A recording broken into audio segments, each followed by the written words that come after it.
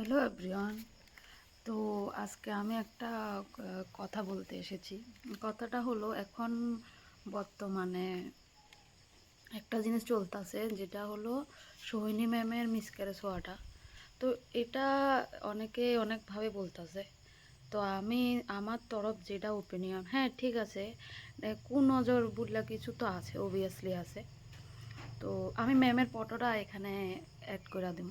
তো কুনজর কিছু তো একটা আছে, এটা মিথ্যা কথা না, এটা আছে, এটা সত্যি, আমিও মানতাছি। তাই না, অনেক কিছুই নেটে দেখা এলাইছে। হ্যাঁ, নেটে দেখা এলাইছে, কিন্তু কথা হলো যে আরও তো অনেকে দেখায়, তার তো আর নতুন না যে এই নেট দুনিয়াতে দেখাইতেছে বা অনলাইনে দেখাইতেছে। তাই না, একটু বাড়াবাড়ি যে জগন্নাথের ইয়াটা তাই না বেবি পাম্পের মধ্যে আঁকছে, এটা একটু হয়তো বা একটু বাড়াবাড়ি হয়েছে।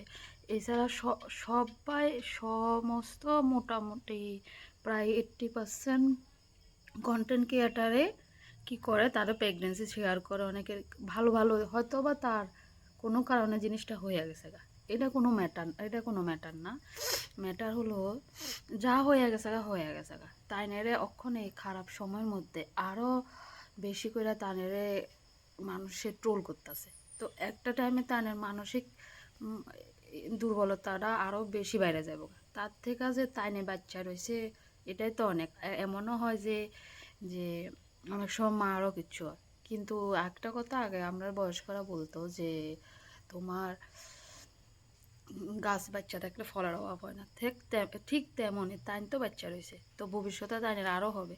তো এটা লইয়া কোনো ইয়ে না, আর এত ট্রোলিংয়ের কোনো প্রয়োজন হয় না। তাই হয়তো করে লাগছে, তাই তো আর নতুন না, অনেকেই আছে।